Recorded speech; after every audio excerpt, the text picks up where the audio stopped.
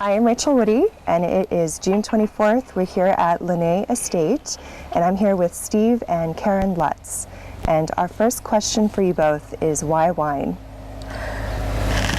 Well, I've been involved in it for a long time, so it was my career path of choice. Let's say right out of college, but relatively soon after college. I went to school at University of Oregon, but I'm from Colorado, and after I graduated in 1979, and there were very few jobs back in 1979 in Oregon, so I moved back to Colorado for a couple of years, and that's when I started getting into wine. Just started drinking it. Started drinking jug wine. Then I moved on to varietal wines, better wines, and started getting enamored with it, and I thought, well, this is what I want to do. So one day I packed up my car and moved to the Napa Valley, and been in it ever since, and that was back in 1984.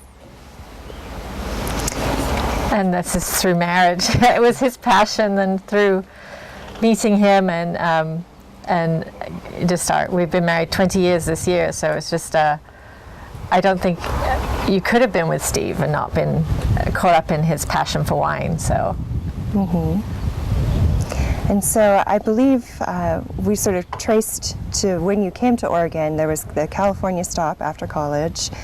There was also, I believe, pizza making in the midst, and then a brief year in England, and then back to Oregon. So how did that transpire? Well, we met. I took a hiatus from the wine business in '92 and wanted to do a business, couldn't afford to do anything with wine, so I opened a pizza business in Santa Rosa, California, and she happened to be the food rep, one of my food reps, and so that's kind of how we met and got going there. And we started out as friends, and then I changed jobs, and we both happened to be single at the same time and thought, let's try dating. Yeah, and so anyway, we ended up dating, and then I ran a pizza place for about 5 years, and then her dad was getting up there and starting to become a little more ill, so we decided to sell the business and move to England for a year. And that was in '97. We moved to England and spent a year there, and decided to come back, and didn't really want to go back to Northern California. I had a little bit of family up here in Oregon. Karen had worked up here before. She's in the pharmaceutical business and did a little bit of work up here and liked it, and so we decided just to move to Portland. And so in '98 we came back and bought a house in Portland, and I wanted to come here because there was a wine growing area here. I wanted to get back into wine. Briefly ran a wine shop in England while I was there. So and I've always had a passion for Pinot Noir. Even when I was in Napa, I started making homemade Pinot Noir in 1986 from a vineyard that Clos de Val owned in the Carneros area of Napa, and even though I was in the middle of Cabernet country, I was just always enamored with Pinot Noir. So started some tasting groups with friends, and we tasted Pinot Noir mostly, and back in the 80s it was very different. Oregon Pinot Noir is very different here. But I'd make trips up to here occasionally and try Pinots, and was just always fascinated with it, so it was kind of fortuitous that we ended up back up here in '98. Yeah, I mean, I think that's I don't think I'd add much to that. The timelines, it was it feels very comfortable being here because I grew up in England, so it's the climate and everything compared to where we were in California. It was just, I mean, it just feels more like home, you know? And all the green hills. And, yeah. So I think we ended up, it was a compromise that he really wanted to do something with wine, with us, with the two of us, and I really wanted to have a place to live in the country, so I was kind of okay. Yeah. We kind of met in the middle, except that when we first bought this property, it didn't have any ability to put any any kind of buildings on it or residences or anything. And so he got the vineyard, and I had to wait. Before we delve into more of the Lenne history and how you came to this piece of land, could you share some observations you have on how the California wine industry is different or similar to the Oregon wine industry? Well, when we first got here, I would say the California industry was quite different. Now, I mean, to be honest with you, the California industry back then, in the 90s when I was in it, kind of reminds me a little bit of where we are in Oregon today. It's certainly, the landscape certainly changed here. It's really grown incredibly. I mean, when I opened the tasting room in 2006, there were 320 wineries in Oregon, and now there's, we're pushing almost 700. So it's really exploded here. There's certainly a lot of California money coming up here. So it's very different than when we started. When we started, it was certainly more. This was even a little bit remote for wine country. Most of the wine country is centered in Dundee Hills, and now we've got on this particular road we have probably 8, 9, 10 wineries now. So really changed quite dramatically.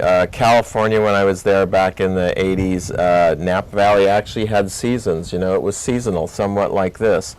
And then by the time I left, it wasn't so seasonal. There were visitors there year-round. And I think that this is an area that's being more and more discovered. We're seeing incredible amounts of out-of-state people come here, which, quite frankly, is really is something we really need. There's just too many wineries now for Portland to sustain us all. Mm-hmm. So we really like to see the out-of-state visitors, and kind of cements our positions in other states, even for distribution. There's a big demand in other states now for Oregon Pinot Noir, and I think that's just going to increase. So it certainly is. It feels like the industry has really grown up here quite a bit. Mm-hmm. I mean, you think that, don't you think that it's changed quite a bit? Well, I think, back when we first started, Willamette Valley was one of the big brands that you could find outside of, here, the West, Oregon, West Coast. If you went somewhere and you looked at a menu, and I traveled a lot for business, so I would always look what Oregon wines are on the menu, and it was. Now it's like you see brands, and you see brands that have got thousands and thousands of cases of production, where it was really very few that were large like that. It was just a couple of brands. Now we've got many? Yeah, we've got tons that are just. We've got so much wine being produced, and anywhere in the world you can go. It's really interesting, but it's always it's still the big brands, obviously, but they can go, and I think they've expanded the Oregon Pinot Noir brand, if you will. Absolutely. Yeah, it is a brand that's expanding, and I think the California interests here will, we have one of the biggest producers of wine in California that's really buying a lot here, and I think that they will really help spread this this Willamette Valley Pinot Noir brand. And that's, to me, as a Willamette Valley Pinot Noir producer, that's what we should be branding, is Willamette Valley. We have a lot of these individual AVAs, which are great. They're very interesting and offer different perspective, but really it's about Willamette Valley as a brand to me. Mm-hmm. So how did you come to choose this piece of property, and what was it like getting the Lenne Estate brand established? It was kind of brutal, to be honest with you. It was... well, finding the property's got its own story. Yeah, finding the property was... a piece of luck. Fortuitous. Yeah. It was really fortuitous. It was we've been looking for about 8 months, and I was doing some consulting work for another winery called Anami at the time. Mm-hmm. And we had a woman who lives up the road who worked for me, and she had some friends that were thinking about putting this piece of property up for sale. And I had looked at the property in front of us and kind of knew this area, was familiar with it, and I asked her, is it that piece up there by Willamette? And she said, yeah. And I said, oh, I've got to come take a look at it. And it was fortunate that it wasn't on the market, or we would have never been able to get it, because it would have been snatched up like that. It's a perfect size for a small producer. It's 21 acres, but it's all farmable grape land except for about 2 acres, and it's all prime A+ grape land. It's a steep south-facing slope right in the heart of Yamhill, so perfect elevation and very poor soil. So it was really, we came up on an April day in 2000, and took about 15 minutes to walk in the property after looking for 8 months, and called the person up who was selling it and asked them what they wanted for it. And it was interesting. The people that sold us this property were one of the descendants of the original, one of the original Yamhill County settling families, the Laughlins. The road here is named Laughlin Road, and we bought it from one of the great-granddaughters, Kathy. Her name's Kathy Phillips, but her maiden name was Kathy Laughlin. And so very, very lucky that they hadn't put it on the market, and really by the end of the day we were basically signing papers, because the woman that told about us, her husband was a realtor and would have been their realtor, so we were able to get it closed really quickly. All right, so I believe you were just telling us about your property and how you found it. Right, so it was, like I say, it was very lucky that we found this property. It's just, to me, an A+ site. I was looking for a site that just had, that was fairly steep, that was in the right elevation and had really poor soil. And the county classifies our soil as the worst ag soil in the county, which I love.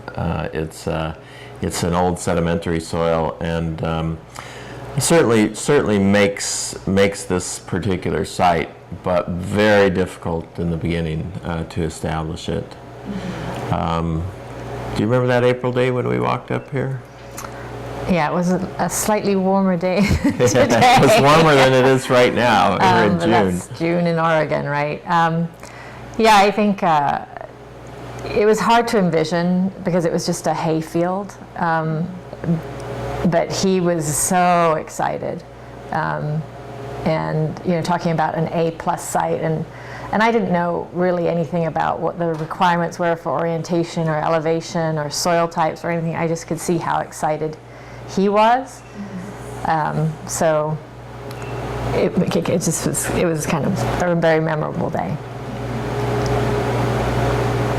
Yep, I don't really have anything to add to that. It was a memorable day, but we got a little bit lucky too, because the winery I was working at, the winemaker there looked at the site as well to get the site for the winery for the owner then, who was a very wealthy guy named Bob Pamplin.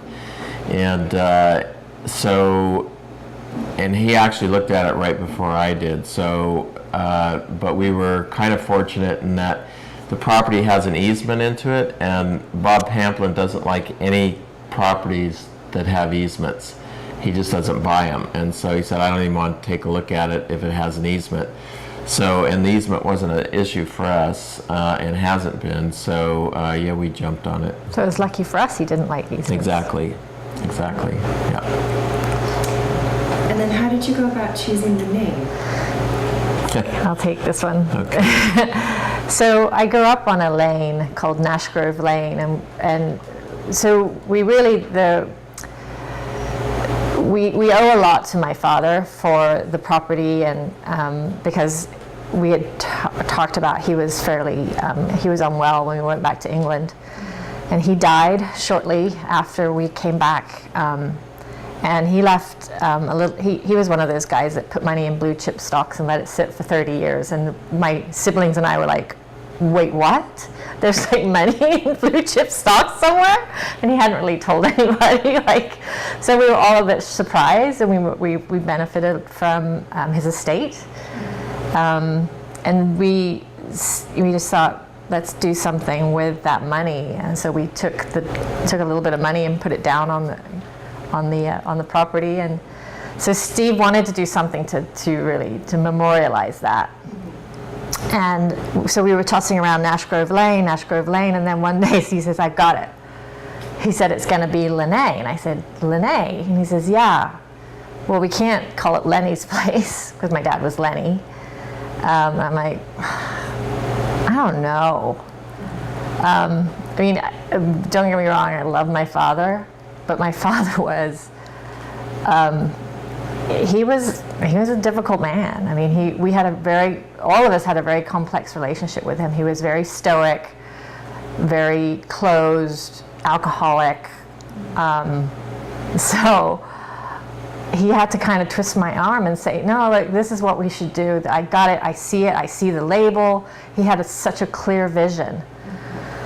And I talked to my siblings, and they're like, really?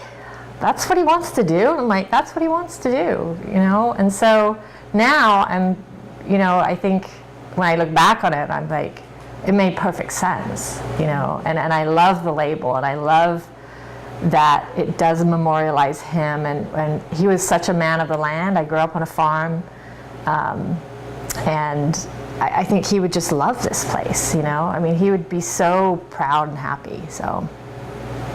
Yeah, I think that's really well said. It was really clear to me, and what happened is we were really going to call it Nash Grove Lane for a while, and I had this idea of a label for that particular name, and I was looking at a picture of Lenne one day, and it just like just the light bulb went off, and I went Lenne, and I loved the way it sounded. It was easy, and it also just it really, the reason we are here is because of him. So I really wanted to, I just thought it made perfect sense for marketing him as a part of this, because he is a part of this, and it kept it really in the family, which I really liked as well. So we have some single clone wines, for instance, we have one named Karen's Pomard, after Karen. We have a clone named Jill's 115, after her mom. We have one called Eleanor 114, after my mother. So it does kind of keep it in the family. We actually had one called Sad Jack, which everybody thought was a gambling term. Or a relative. But they thought it was a gambling term for some reason, but it was actually named after our two late dogs, Sadie and Jackson. So and we might resurrect that at some point. So. Yeah.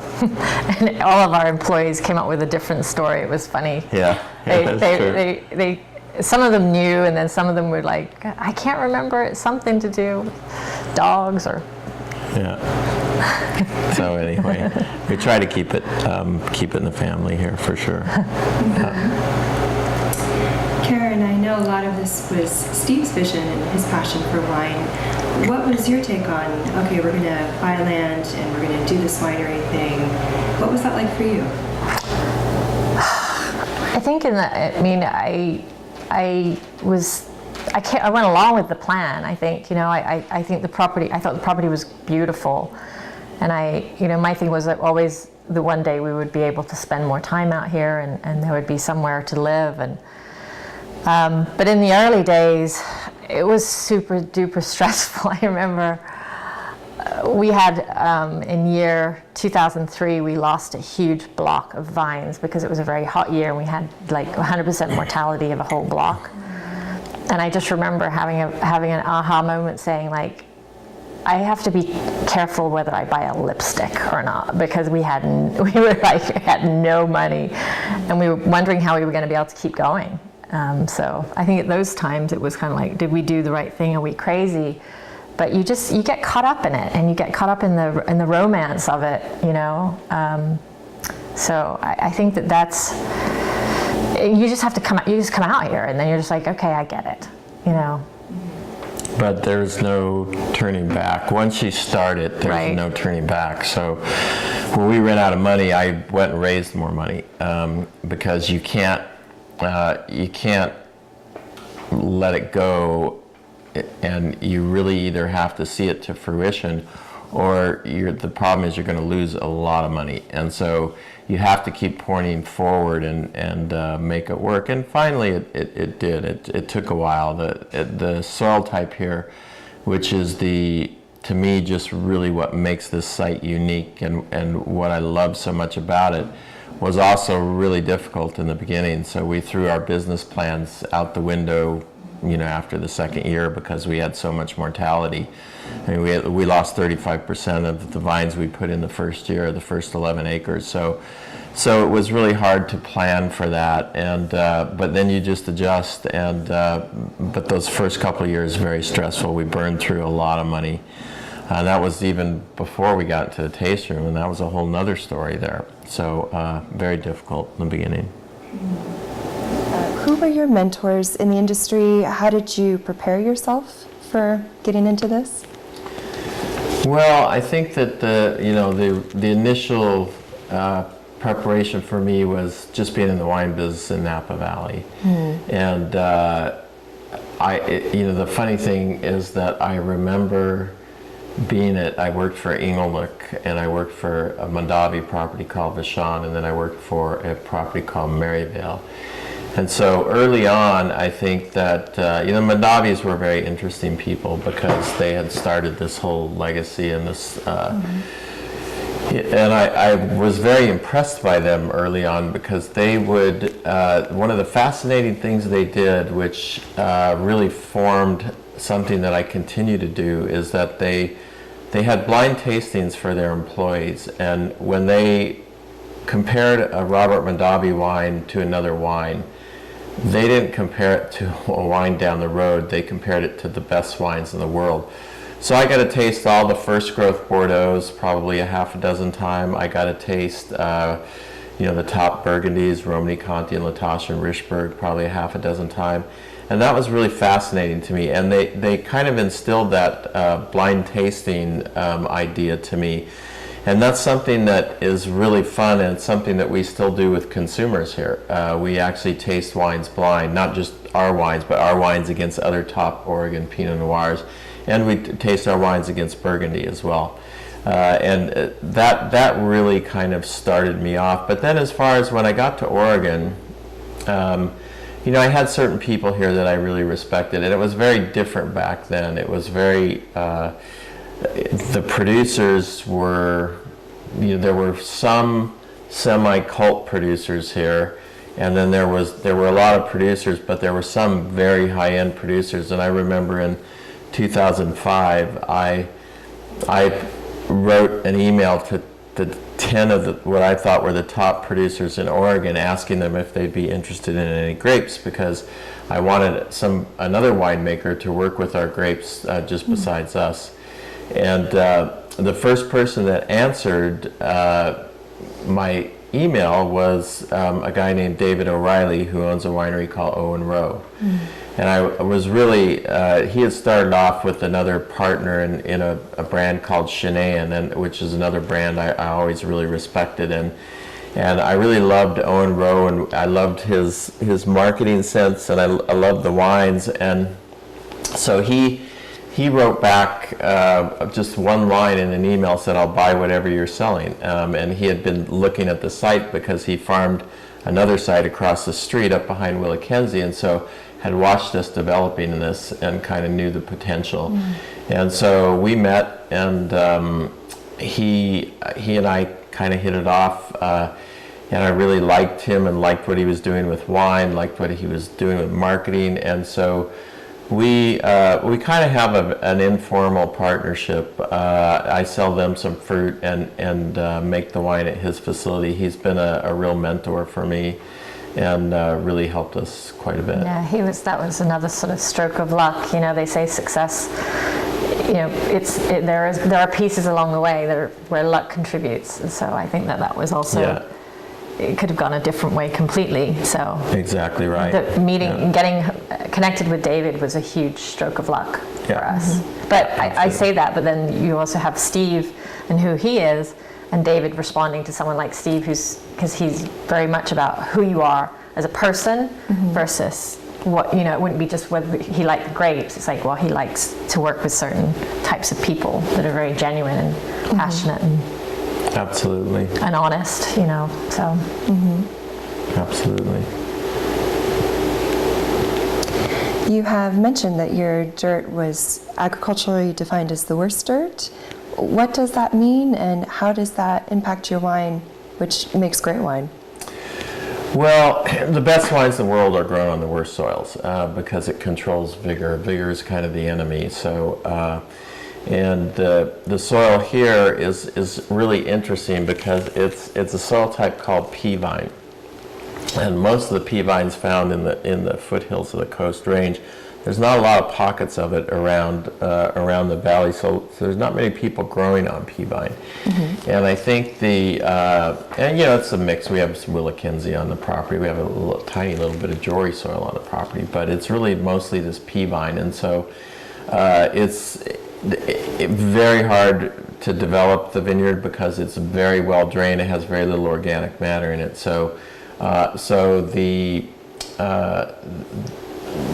In the beginning, we just couldn't keep things alive. It was hard to keep things alive because I had this philosophy of dry farming here. We didn't want to irrigate, and quite frankly, we didn't have a water source. We had an existing well on the property, but there was no electricity to it because when the property was sold, the people below, something happened to that line, and we could never reestablish it.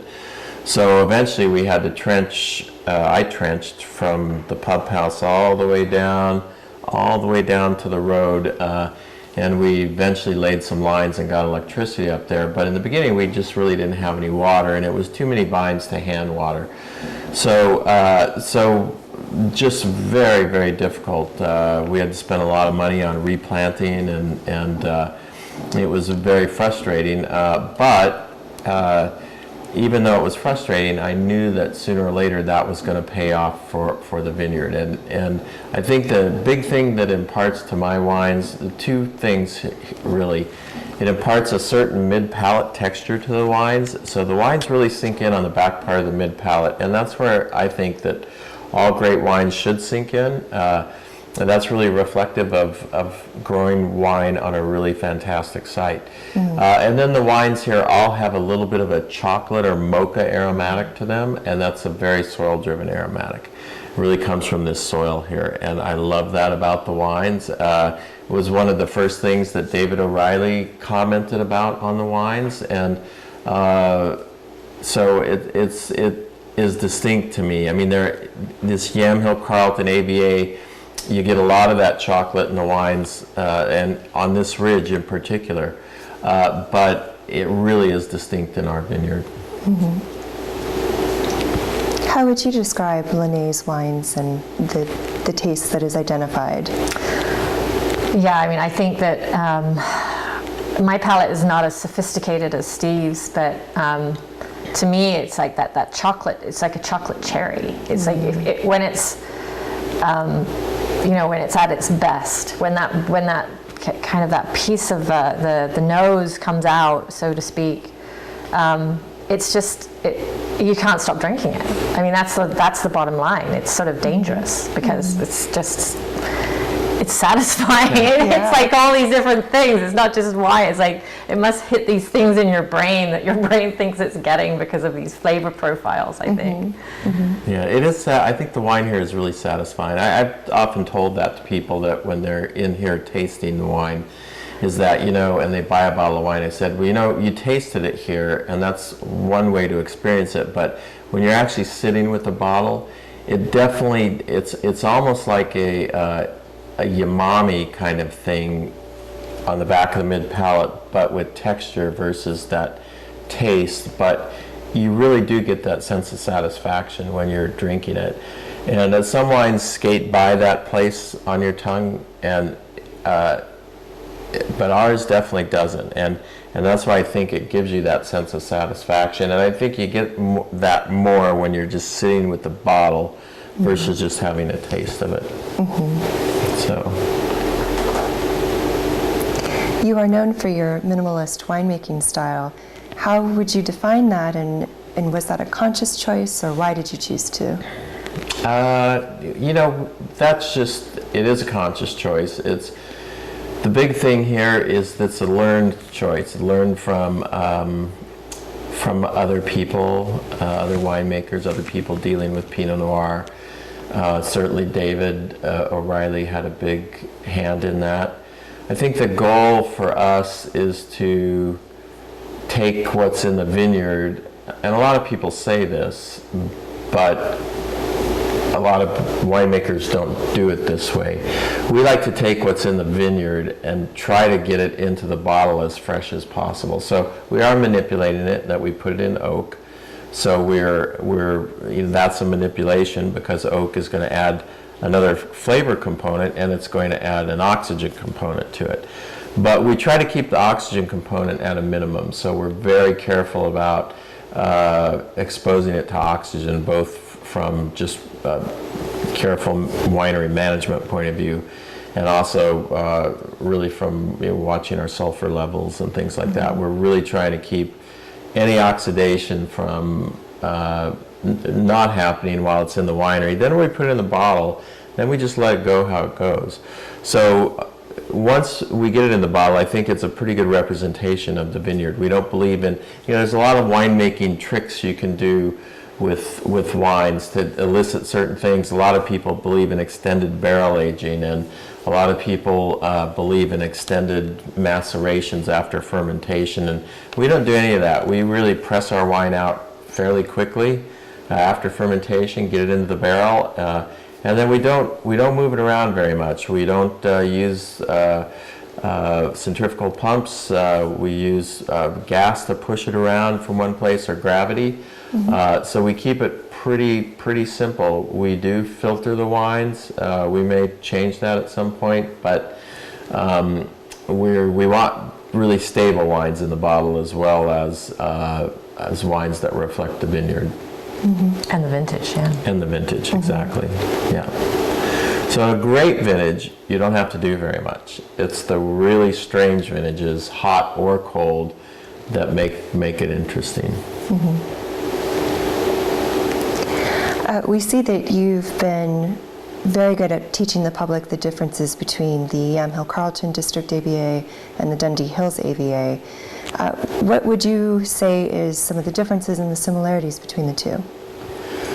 Well, definitely the big difference is soil type, and I would say that the soil type is the defining, more so than the microclimate. I would say the soil type is the defining thing, but that differentiates Yamhill-Carlton and Dundee Hills.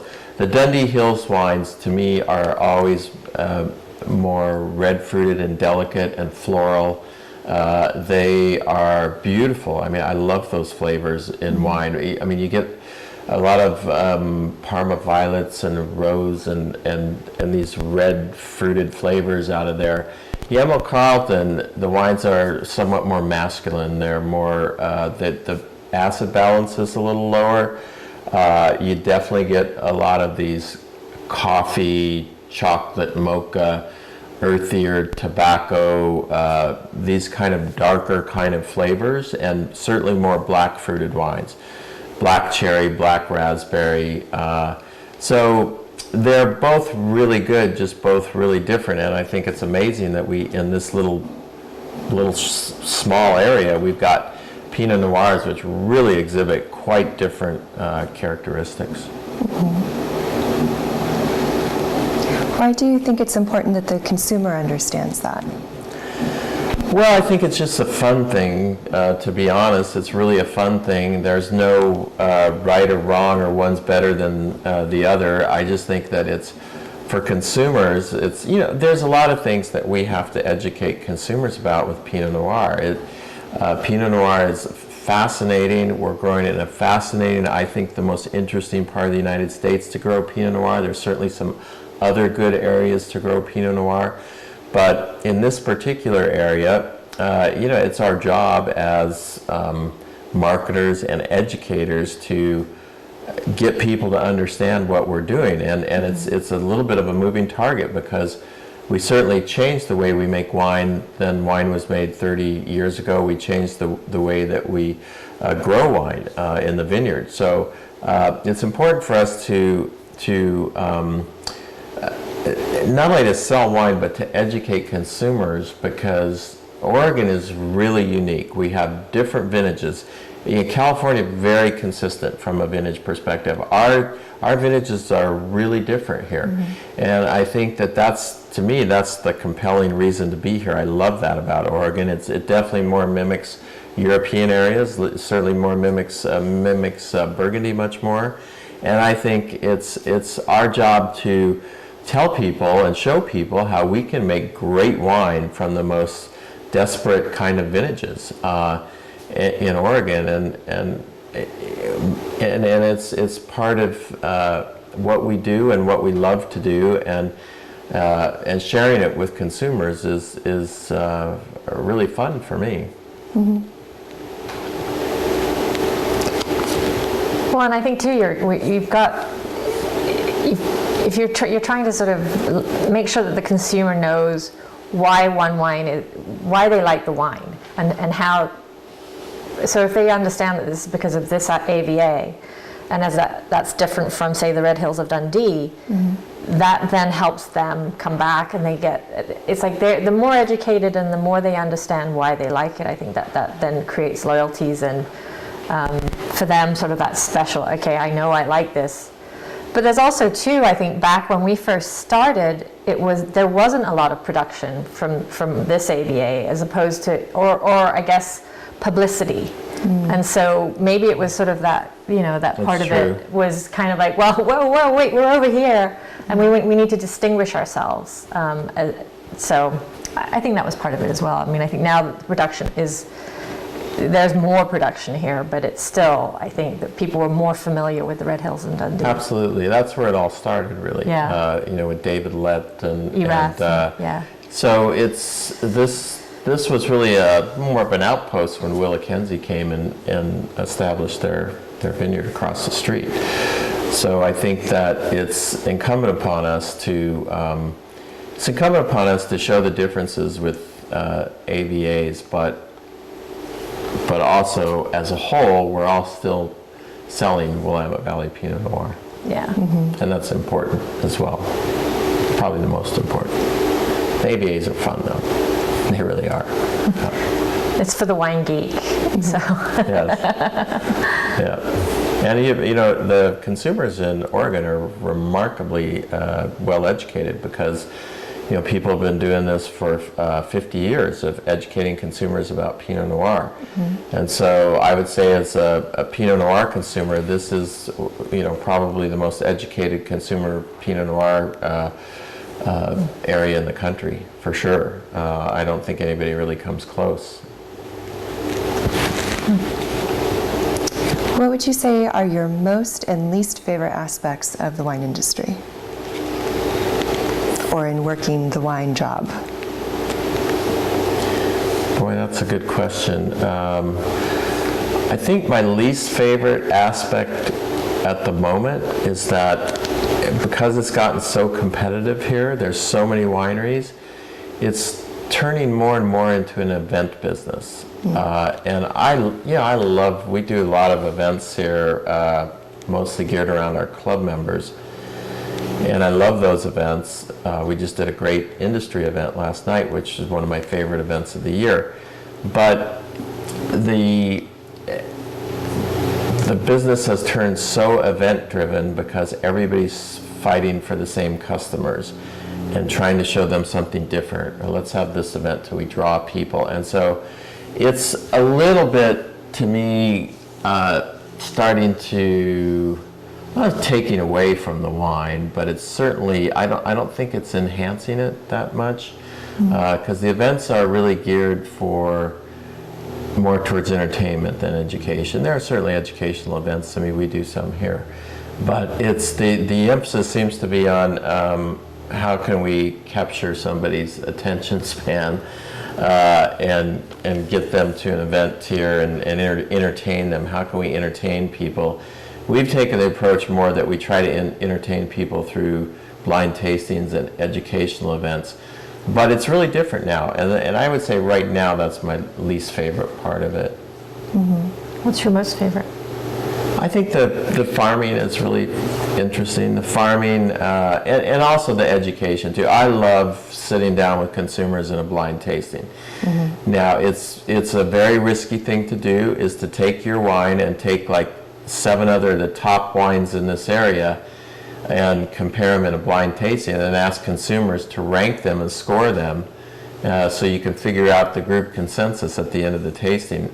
We've done that for ever since we opened back in 2007, and I love that aspect of it. That's really one of my favorite things to do, and I like the farming aspect. The farming is always interesting because every year things change, and you have to adjust to it and cope with it, and it's it's just a fantastic thing to be able to wake up and be in this vineyard. It's just incredible. Something I always dreamed about doing, and now that I'm doing it, I really never take it for granted. I always think, oh my God, I get to be here in this place when so many other people are sitting in a cubicle in an office building. It's just an incredible thing to be able to do. So I love being out in the vineyard, for sure. Yeah, I think my answer would be, for what I like least about it, I think is sort of the difficult place you are with the level of, with the amount of production that we have. And so thinking about the revenue generation and being able to, I mean, it's like for Steve, he's got like so many things on his plate. But to take it to the next level where you'd say, okay, you can start to hire full-time people and take some of those things off his plate, it's like a huge leap. And so that, I think, is probably just seeing him struggle with so much on his plate. And then for me, because of where you are at this level of production, thinking like I still need to have a full-time job sort of on the back end. But yet I would really like to be here helping him because I know he's got so much on his plate. So I think that's probably the difficulty, the thing that I like the least about it right now. I mean, I think it's been sort of an ongoing thing that we have lots of good, like Steve says, I've got tons of great ideas of marketing things and things that I want to implement, and just me, it's not, I can't do it, you know. So, I mean, things that I like the most, I think that if you think about this compared to my day job, it's something, there's such a happy feeling around the wine industry that I think that people are having fun. You're like, when people come in here, they're on vacation, they're out to have a good time. It's such a happy place. My day job is involved in mental health and all kinds of health-related disease and death and destruction and bad things, and so there's a lot of drag on the employees and everybody else in that environment. And so I think it's just sort of the yin and the yang. So it's true.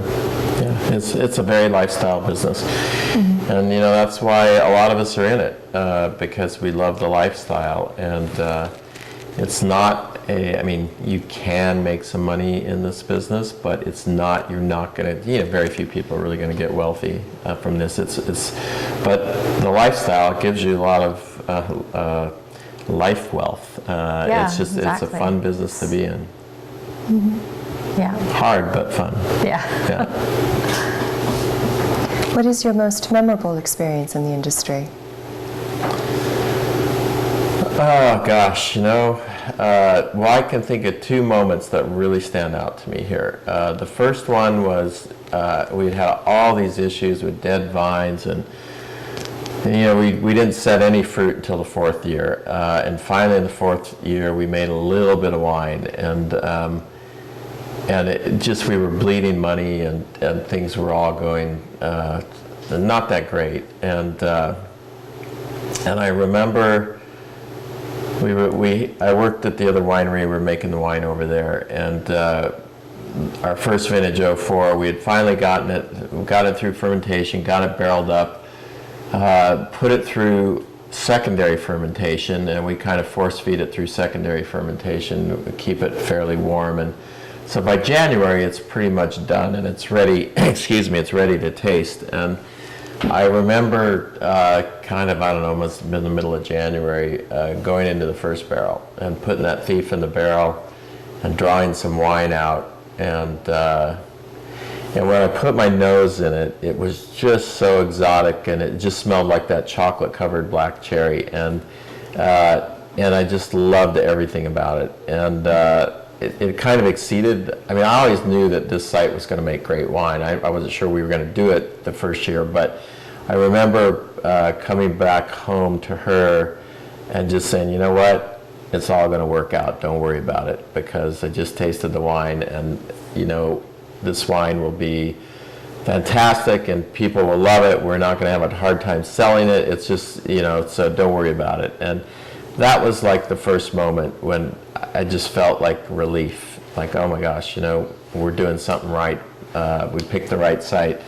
And then the second one was the first year we were open, we started a wine club, and the first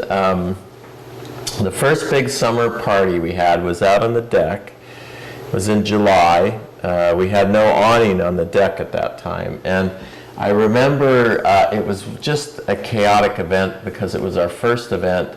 And I was, you know, I'd bitten off probably more than I could chew. I was cooking and doing all this stuff, and I had the barbecue going out there, and I had, you know, I was enlisting club members and partners. Hell, here, flip this chicken, flip this.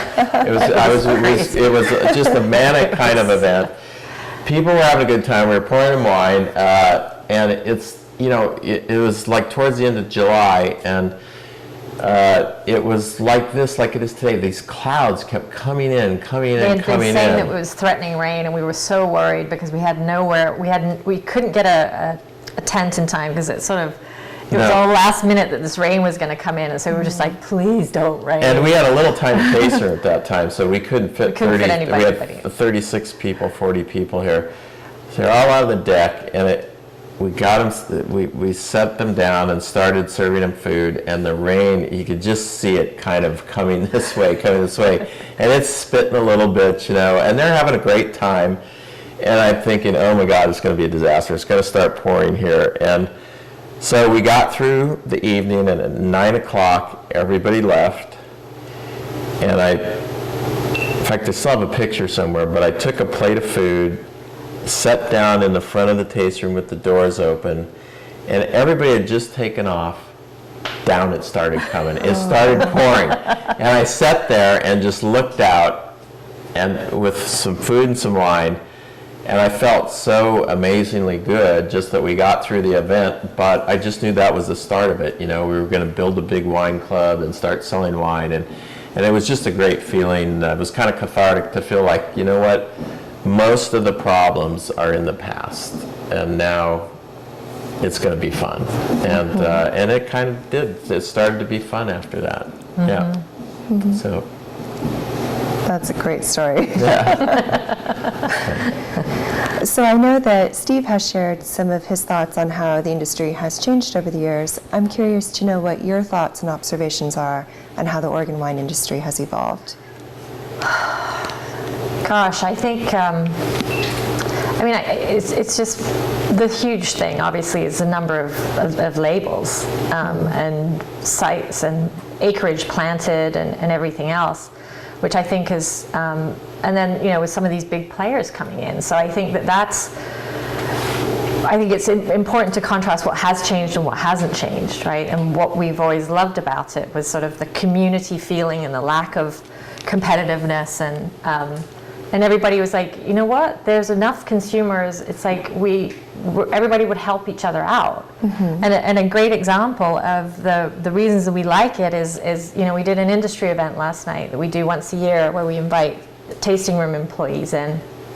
And we open up a ton of wine, and we sell our wine for 50% discount, and it's like you're talking to other people working in different tasting rooms, and they're like, oh, you know, we love to send people your way, and it's the same thing for us. It's like we know these people. It's like, well, people say, where do we go next? You know, we love your place. Where's next? And to be able to help I just think that for me, when I drive through now and I'm coming in and I see these labels that I don't know, and it's like you want to be able to keep that sense of a small community, but it's gotten so big that it's like, I don't know who these people are. And then we've got these urban wineries that are coming, that are very big right now. So it's almost like people are buying grapes and then they're starting an Oregon label.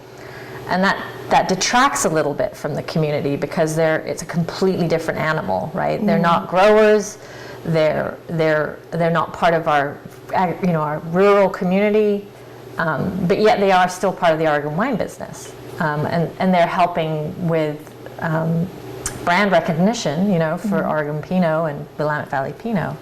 But I think it's you think about Carlton, and again, thinking about the things that have changed, and things that have stayed the same. Yamhill has stayed exactly the same, and Carlton is sort of getting a little Napa-ish. I mean, old Napa, not new Napa. But again, it's like the sort of, you can see what it was, and then you can see how it's all this money and labels coming in and investors coming in is changing it. It will be interesting to see if it stays. In the early days, the old the front guard who started the Benoits and Lette and Myron and Amity and all those people basically had to help each other out because that's the only way they could survive. They'd help each other bottle, they'd help each other do whatever they had to do to survive. And there's always been that kind of spirit underneath here. It's always been a really cooperative place to work and live, and it'll be interesting to see if that changes. I mean, it already has changed somewhat, but I think that spirit is still very much alive, and I hope it stays alive as it becomes more competitive. I saw it in Napa. Napa had that spirit early on as well, and it definitely changed in Napa. It'll be interesting to see how it happens here. I hope it stays alive. I think that it's more ingrained here than it was in Napa. So, and I think things are different here. It's the landscape is different. So we'll see how that pans out in the future. Speaking of future, what is the future for Lenne Estate? Boy, that's a good question.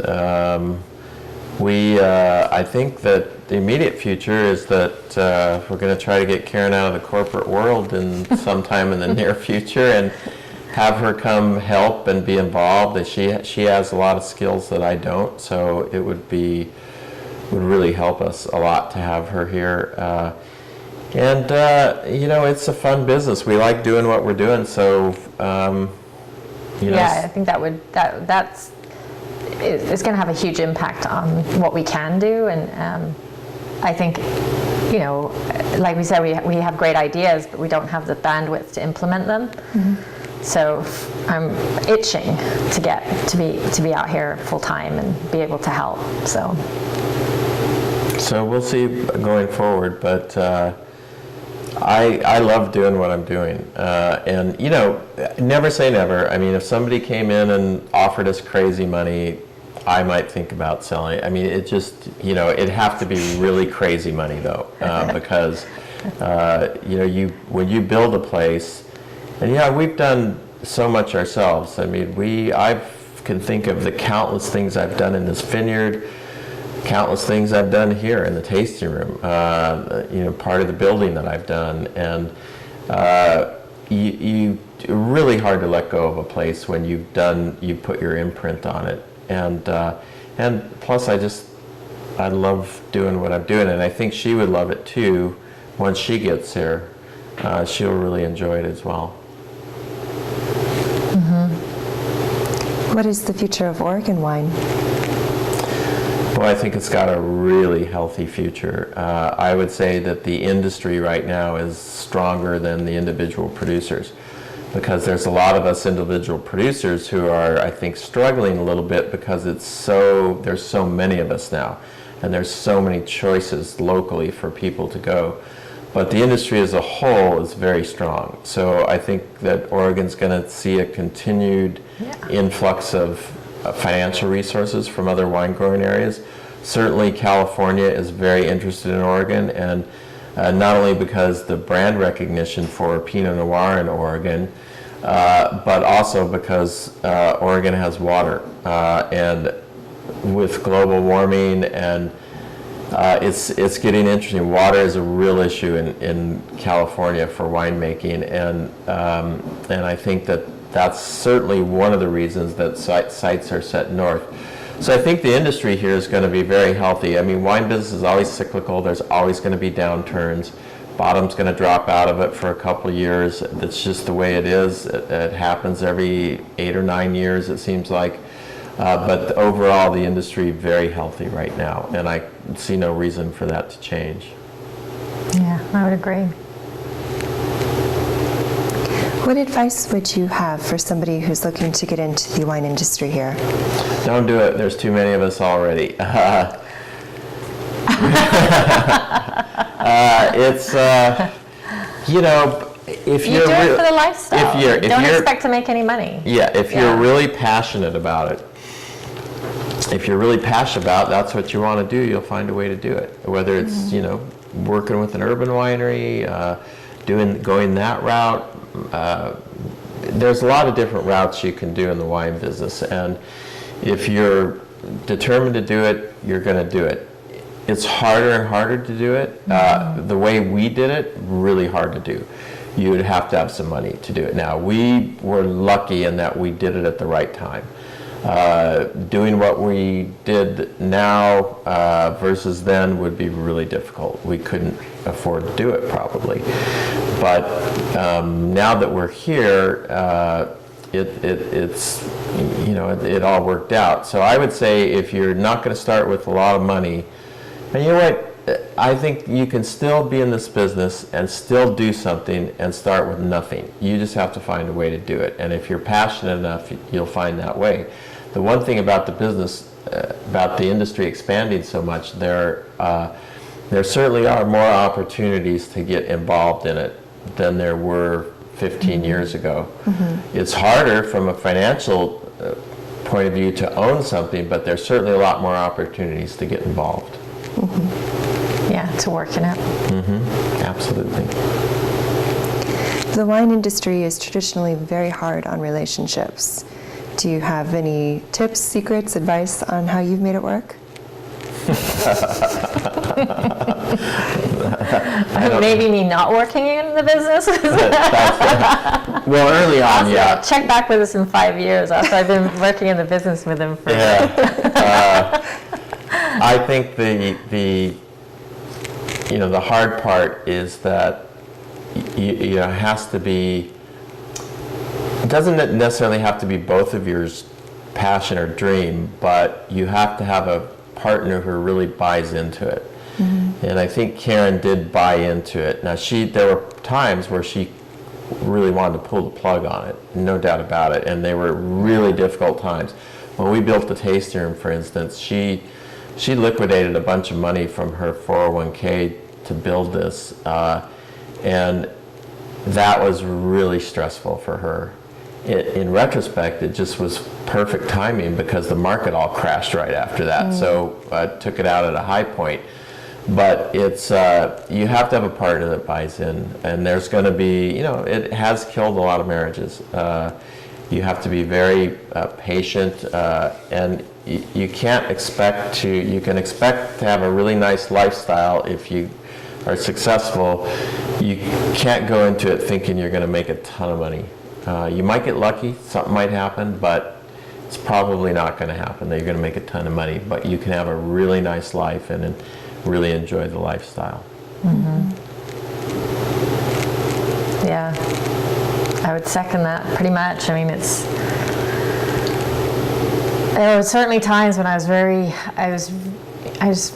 angry, you know, and I felt like my options had been for wanting to go pursue my passion were limited. But I don't know, we made it through somehow. Exactly. Well, that was the end of my prepared questions for you. Is there anything that I should have asked or any closing remarks? I can't really think of any. I think we covered it. Yeah, I think we did. All right. I think we covered it pretty well. Well, best of luck, and thank you very much for interviewing with us today. Well, Yeah, thank you. absolutely. Thanks for Thanks. taking the time to interview us.